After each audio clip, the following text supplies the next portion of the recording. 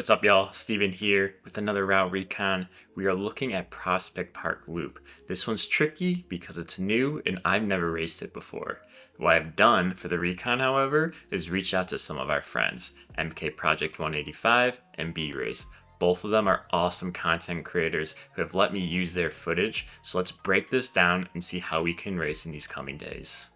Winding from the start pens, maintain your positioning in the bunch as you make your way through a conveniently placed banner, our first power-up of the circuit. Personally, I like to hold these powers up until another banner appears, just in case a wicked attack goes down. If you're less risk adverse, feel free to pop a power-up on these rollers because the next banner, it's only a mile and a half down the road. Overall, these rollers are nothing to panic about, being that they both contain a mere 1 to 2% elevation gain. Don't tell that to Zwifters though, because even with the negative 3% gradients that appear thereafter, riders will still push the pace on these inclines. The best strategy here, refrain from panicking. Group momentum will make it difficult to split, especially given the first third of this course is primarily downhill. Instead, stay in the bunch and make a conscious effort to save your legs. Both MK and Rizz play this section perfectly through tail gunning and drafting. And honestly, they probably agree that they could have drifted even further back in this group because the final decline, it hits a negative 6% gradient. This will truly group the bunch into a nice blob. Things eventually level out as the road winds to the left, and a false flat will greet you and the lone sprint banner as it appears in the distance. If your race format offers a feather, either re-roll to attain one or hold yours through this banner for the climb to come. MK and Rizz both will not be re-rolling because they have a feather and because tiny races do not offer more than one power up per race. If a feather isn't offered at all, I'd pop a power up here just to get some extra rest or try and snag an arrow for the final sprint. We can also expect the pace to drop here, even on the final lap. Every single rider will be eyeballing the crux ahead via the hill KOM. Here's when things start to get interesting. The incline begins around 2.1 to 3.4 kilometers from the orange banner. A relatively long 2 to 3% rise will sneak up without an elevation profile dropping down. This is when positioning becomes important. Rizz pushes up a bit harder than MK, resulting in staying with the top 50% of the riders,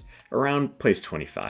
And MK chooses to tail gun around 35. Something that doesn't surprise me because MK loves a late punch. As the second drag and official KOM effort begins, our riders see the climb is very draftable, never quite hitting 5%, even with the two red sections. Also note, the final third of this climb is the most difficult. Both of our riders are roughly 10 positions apart in what appears to be the largest bunch of riders in a very strung out group. The pace is established with a base of around 5 watts per kilogram, and anything at/above will keep you in the draft. MK, seeing this phenomenon, makes a strong effort to catch, but unfortunately cannot close the gap due to the group's momentum on this highly draftable climb. Rizz, on the other hand, is able to maintain their position quite well because of the draft, hitting the KOM banner in the same bunch as before, but still in the back of this strung out group. Elevation profile gone, it's nothing but flattened downhill roads to the finish with 0.7k remaining. Herein lies the greatest takeaway from this race. The front is still hammering away after the KOM banner. In the early laps of a race, this is where you'd want to do just enough work to stay with the bunch. Gaps will close on the downhill section we just saw, which Rizz demonstrates perfectly. In a final lap, however, note the increased difficulty to move up in positions through this charging group. Rizz puts down some serious power and still appears to be stuck in mud. Therefore, our biggest takeaway is that anyone trying to snag a podium needs to begin positioning well near 2 kilometers from the finish when the first false flat appears. This way you're given the flexibility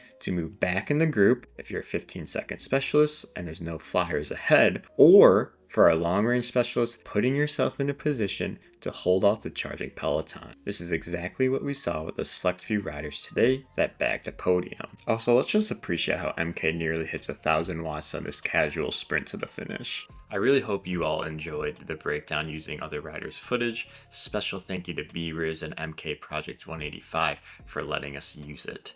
If you like this and you want to see other riders included in our recons more often, let me know down below.